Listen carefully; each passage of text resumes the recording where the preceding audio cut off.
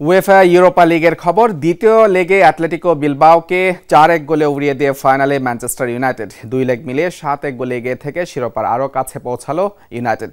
প্রথম লেগে 3-0 পিছিয়ে থেকে ওল্ড ট্র্যাফোর্ডে ঘুরে দাঁড়ানোর ইঙ্গিত দিয়েছিল বিলবাও। 31 মিনিটে মিকেল জাউরেজিগারের গোলে লিড নেয় বিলবাও, সেই লিড ধরে রেখে 72 মিনিট পর্যন্ত। তবে এরপরই ম্যাসন মাউন্টের গোলে সমতায় ফেরে ইউনাইটেড। 79 মিনিটে ফ্রি কিক থেকে ক্যাসেমিরোর গোলে লিড নেয় ম্যানিউ। 85 মিনিটে ব্যবধান 3-1 করেন রাসমুস হয়ল্যান্ড। অতিরিক্ত সময়ে প্রতিপক্ষের জালে আবারও বল জালে জড়ান ম্যাসন মাউন্ট, তাতেই 4-1-এর সহজ জয়ে ফাইনালে পা দেয় ইউনাইটেড। 21 মে ফাইনালে টটেনহ্যামের মুখোমুখি হবে রুবেন আমোরিম দল।